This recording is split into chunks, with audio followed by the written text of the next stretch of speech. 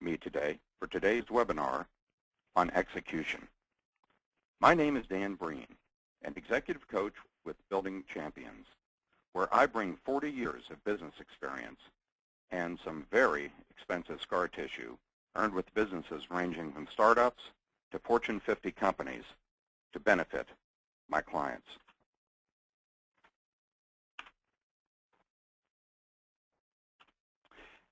For more than 18 years, Building Champions has helped people think about their lives and businesses differently, grow their businesses, build stronger teams, and become even more successful leaders, all while still having energy to engage in life outside of work.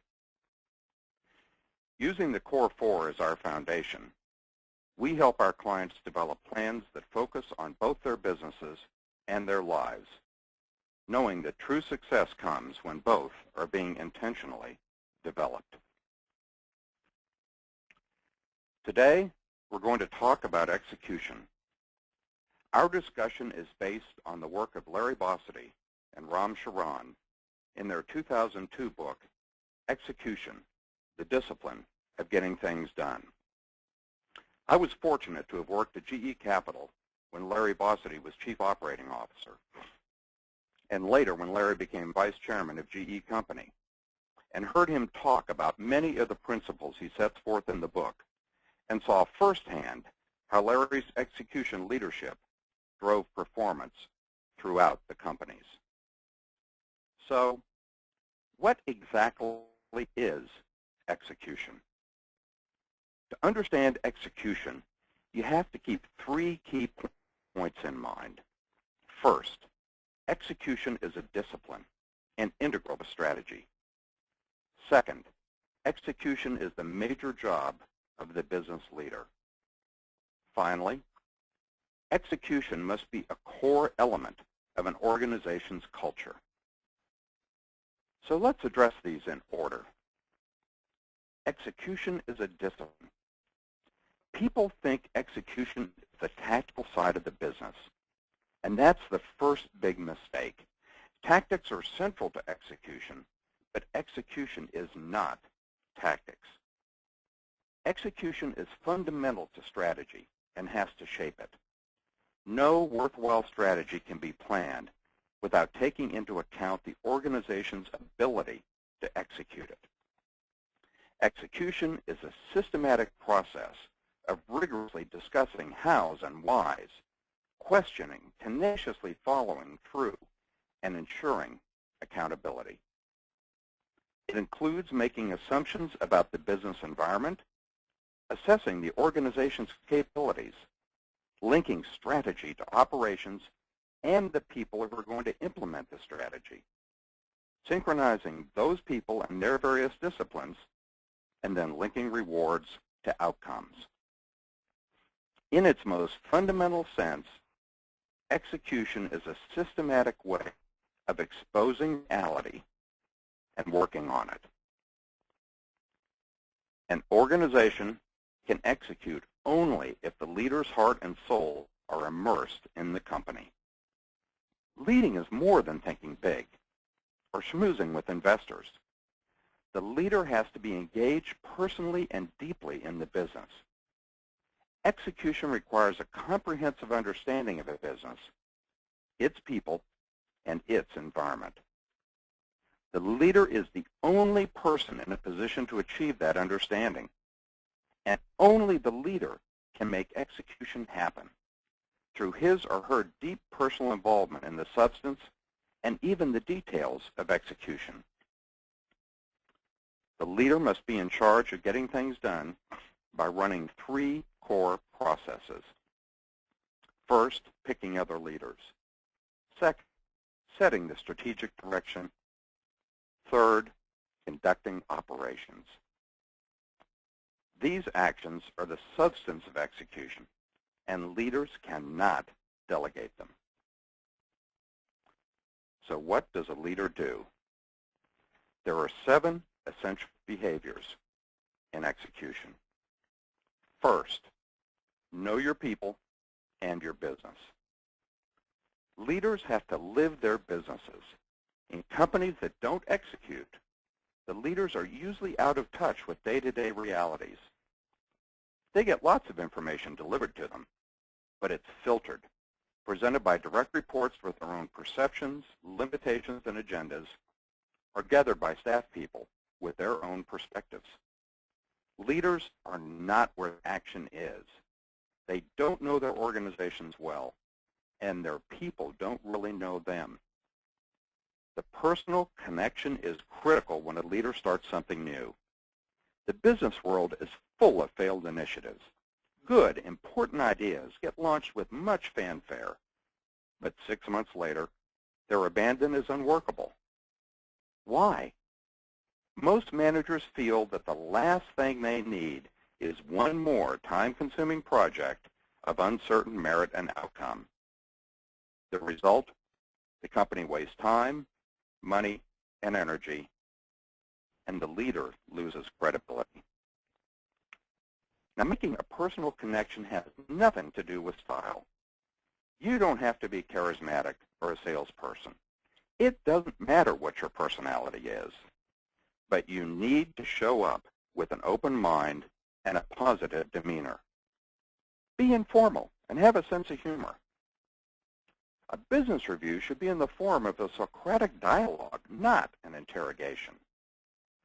All you've got to prove is that you care about the people that are working for you. The leader's personal involvement, understanding, and commitment are necessary to overcome the passive or active resistance. They not only need to announce the initiative, but to define it clearly and define its importance. They can't do this unless they understand how it will work and what it means in terms of benefit. Then they have to follow through to make sure everyone takes it seriously. Next, insist on realism. Realism is the heart of execution. But many organizations are full of people who are trying to avoid or shade reality. Why? It makes life uncomfortable. People want to hide mistakes or buy time to figure out a solution rather than admit they don't have an answer at the moment. They want to avoid confrontations, and nobody wants to be the messenger who gets shot. Sometimes leaders are simply in denial.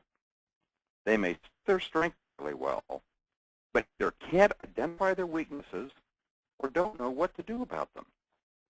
And when asked about what they're going to do about weaknesses, the answer is rarely clear or cohesive. Or in some cases, the leader's ego gets in the way of recognizing reality. It can be difficult for a leader who created an initiative based on their assumptions and view of the competitive landscape to change or even abandon the initiative when those assumptions prove incorrect or the landscape shifts. One of General Colin Powell's rules states, avoid having your ego so close to your position that when your position falls, your ego goes with it. Embracing realism means taking a realistic view of your company and comparing it with other companies. Measure your progress externally, not internally. Don't just ask, have I made progress from last year to this year? Ask, how am I doing vis-a-vis other companies? Have I made a lot more progress, or have I fallen behind? The third behavior, set clear goals and priorities. Leaders who execute focus on a few clear priorities that everyone can grasp. Why just a few? First, focusing on 3 or 4 priorities will produce the best results from the resources at hand. Second, people need a small number of clear priorities to execute well. Without clear priorities, people can get bogged down in warfare over who gets what and why. You've got to have a few clear, realistic goals and priorities. Strive for simplicity in general. Leaders speak simply and directly, plainly and forthrightly about what's on their minds. They know how to simplify things so that others can understand them and evaluate them. This brings us to follow-through. If the leader does not model diligent follow-through, no one else in the business will do it. How many times have you been in an organization where the leader launches an initiative and then fails to follow through? The initiative slows and probably fails, and the message to the organization is that they can safely ignore the next initiative because the leader doesn't really care about it. We'll talk about this further in the next behavior. Clear, simple goals don't mean much if nobody takes them seriously. Failure to follow through is widespread and a major cause of poor execution. How many meetings have you attended where people left without firm conclusions about who would do what and when? Everybody may have agreed the idea was good, but since nobody was named accountable for results, it doesn't get done. Other things come up that seem more important. There's an old adage that you only get the behavior you measure. And that leads us to the fifth behavior. Reward the doers. Execution has to be embedded into the reward systems and into the norms of behavior that everyone practices. People do what they perceive to be in their best interest. And outside of close interpersonal relationships and the ideologically driven, best interest is usually defined economically. So in shorthand, you get what you pay for. Some of you are undoubtedly thinking this is merely an astute observation of the blatantly obvious. But within this seemingly simple, self-evident observation lie subtleties. For the corollary to you get what you pay for is that you should strive to pay for what you want to get. The world of business contains perhaps the purest proof of this premise, commission sales, where you're only paid when you sell something. In a commission sales system, there are few, if any, gray areas between the desired behavior, the sale, and the reward, the commission check. But once you move out of sales, the connection between behavior and reward tends to become less clear. And this is particularly true as the size of the business increases. Small businesses run by their owners usually do a fairly good job at keeping behavior and rewards closely linked, since the owners are keenly aware that any behavior that does not create revenue literally takes dollars out of their pockets. Thus, the universal job description prevails. Do what your boss wants and do it now, allowing rapid changes in rewards and expected behavior to reflect shifting business conditions. Larger businesses, however, have a harder time aligning behavior and rewards, as human resources departments establish largely static job descriptions and create Byzantine and inflexible benchmark compensation structures that make change difficult and often painfully slow to reward the behavior that drives results. It's common for leaders to launch an initiative that requires their employees to do X, while the compensation system actually pays them to do Y. And then at year end, the leader gets incredibly inventive excuses as to why X wasn't accomplished, but somehow quite a lot of Y was. Employers merely did what the businesses paid them to do, not what it told them to do. If you want people to produce specific results, you reward them accordingly. Many leaders do such a poor job of linking rewards to performance, there's little correlation at all. They don't distinguish between those who achieve results and those who don't. either in base pay or bonuses, or perhaps stock options.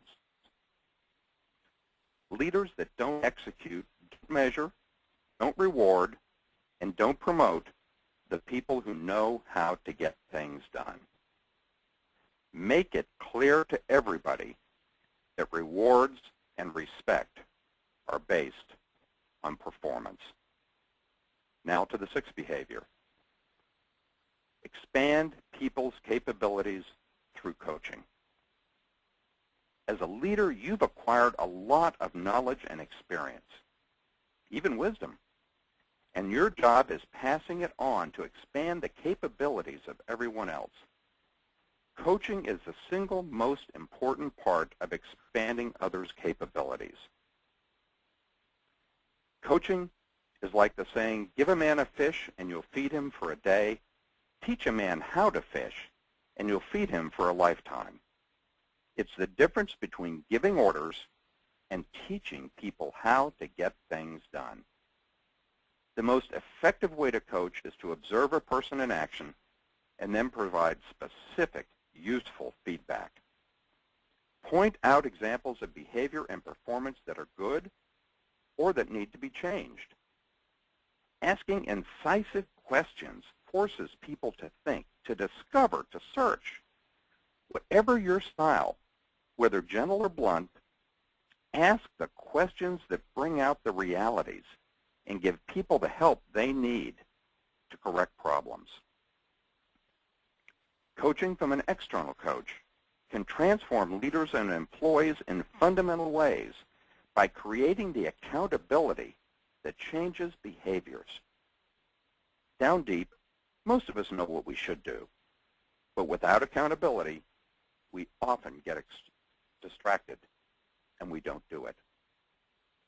An external coach is not the leader's board of directors, boss, coworker, or spouse, who all may want the best for the leader, but each comes with their own agenda.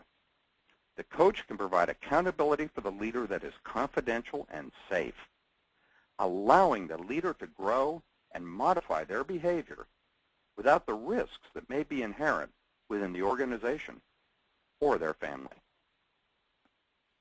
One of the key behavior changes that the coach can help create is taking control of your time and creating a work-life balance. We come into the office in the morning with a list of 3 or 4 important and strategic tasks to do that day. But by 10 o'clock, we've received 50 emails, 9 phone calls, and 4 people have dropped by our office.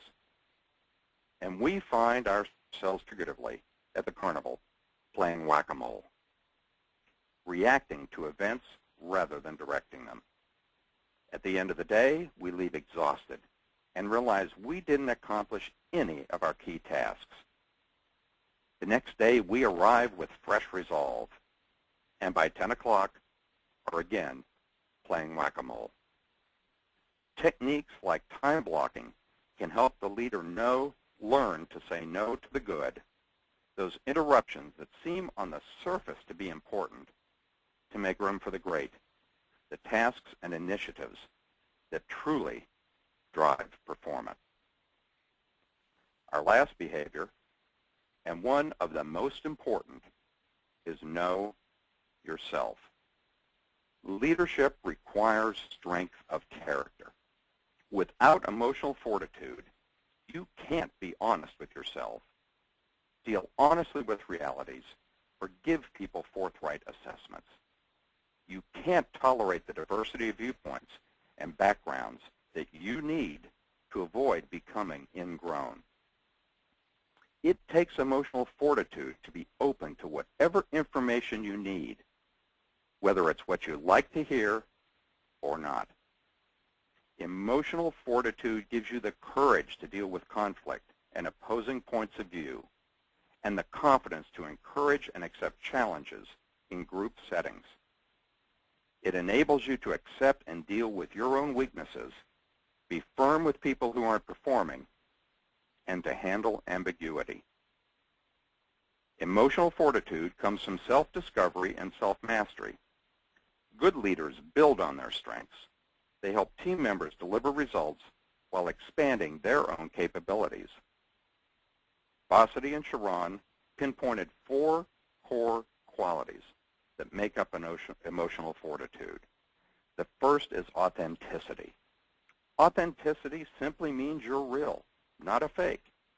Your outer person is the same as your inner person, not a mask you put on. Who you are is the same as what you do and say.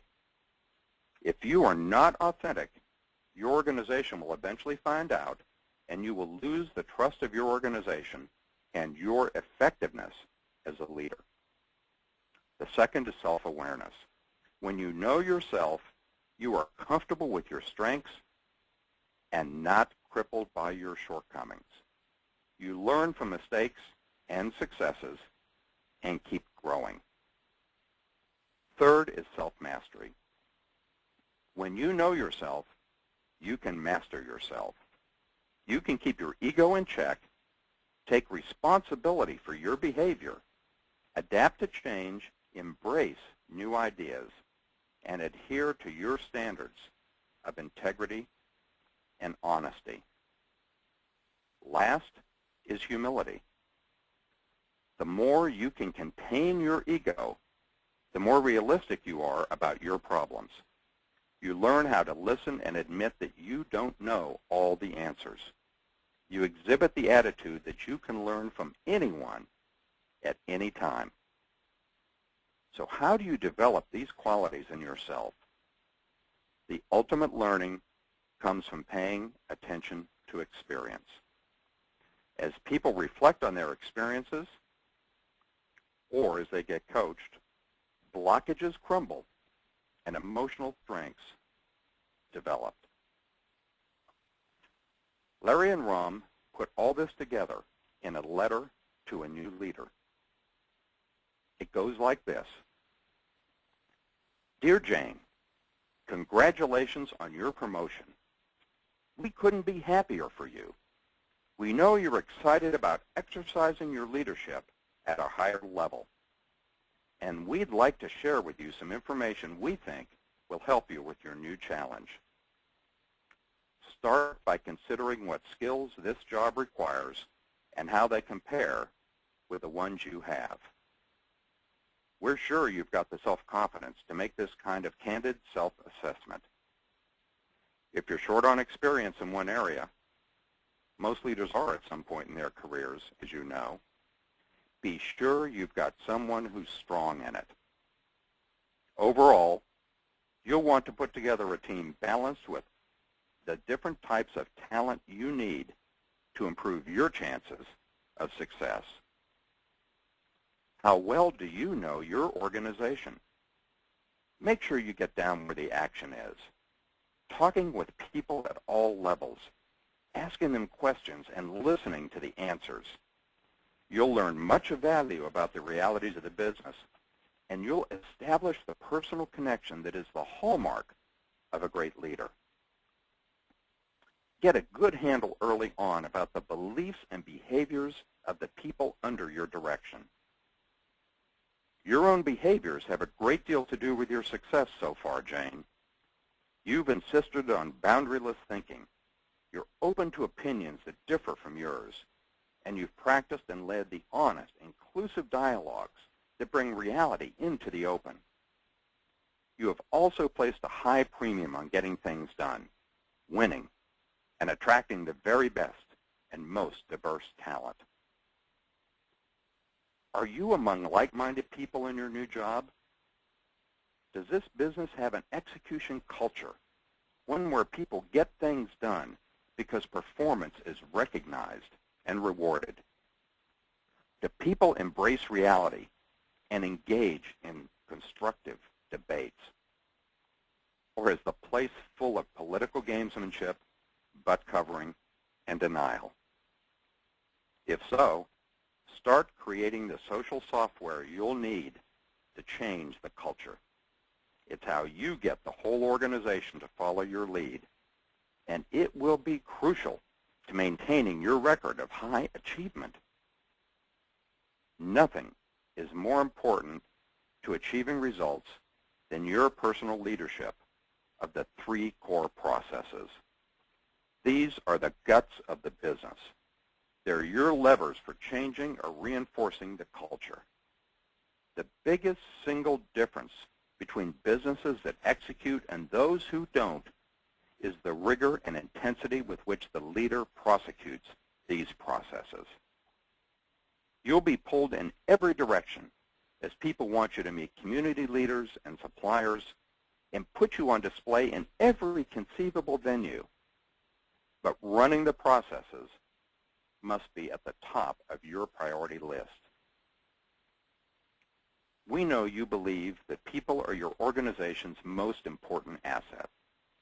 But your stewardship of the people process is what will convert that belief into reality. Make your people process second to none. Your success will be determined by the number of A players you have and the extent to which you can harmonize their efforts. You need to know at least the top third of the people in your unit in terms of their performance and their growth potential. You need to be certain that appraisals are honest and direct, and that your people get the feedback, coaching, and training they need to grow. And because compensation is the ultimate driver of performance, you must ensure that your compensation system rewards the doers. We encourage you to compare your people with those of the competition, to ask whether the performance bar is high enough and whether people have the necessary discipline to win consistently. Getting the strategy process right is crucial to your longer-term success and that of your organization. Are business leaders driving the process, or has it been delegated to nerdy and isolated planning types? Does the plan have the right information to allow an accurate assessment of your position versus your competition? Is it sufficiently detailed so your people can see how they will achieve both growth and productivity improvements? You can't settle for vague declarations in these crucial underpinnings of the plan. You need specific programs. Are there issues confronting the business identified? Does your new team have a track record of overcoming obstacles? As you know, if you don't identify, debate, and resolve the critical issues, the business stalls. Also, are resources allocated in proportion to opportunities, or does every opportunity get some resources and none get enough? Is the plan straightforward, concise, and easily understood? Remember, you want everyone in your business to have a good grasp of it. You have a budget, but do you have the action plan the budget should represent? We see countless cases where the numbers are assembled painstakingly and presented expertly, but have little to do with the reality of running the business. A one-year operating plan sets forth a template for achievement. It synchronizes all of the organization's parts and links them with the strategy and the people processes.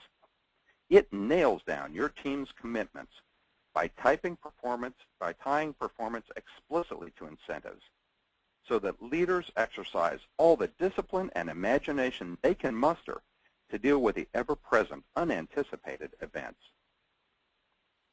Jane, we can't stress strongly enough the importance of your personal involvement in these 3 core processes. You must be in charge from the start of each cycle to the reviews and the follow-up steps you take to make sure the things that are supposed to happen do, in fact, happen. This is how you acquire both the knowledge and the authority to run the business as an integrated, reality-based whole.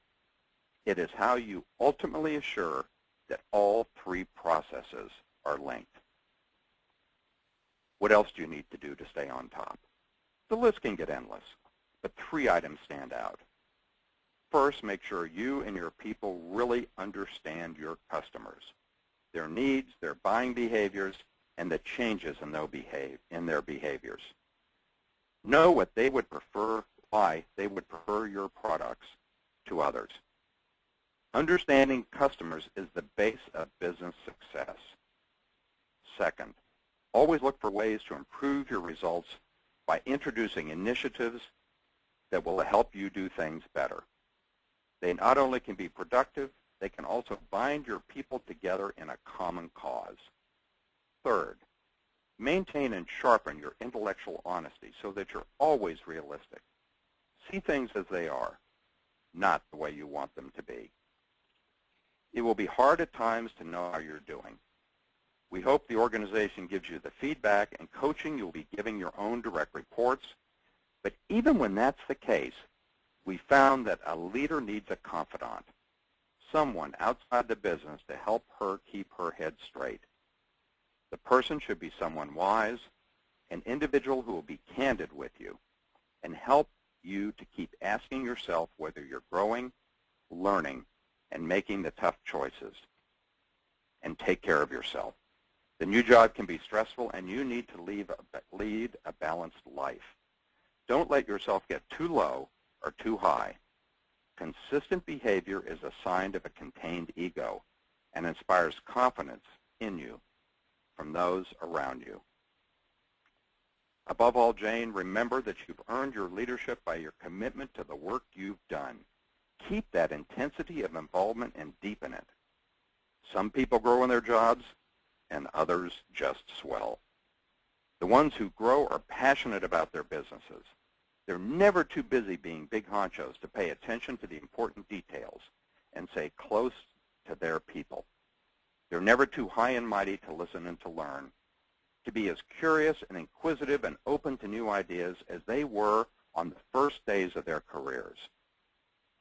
This is probably more than you wanted to hear from two old friends, but we take great delight in your progress, and we know you have the talent to do a lot more. Sincerely, Larry and Ron. While we have covered a lot of ground today, as we come to the end of the webinar, remember, in its most fundamental sense, execution is a systematic way of exposing reality and acting on it. So thank you for joining me today.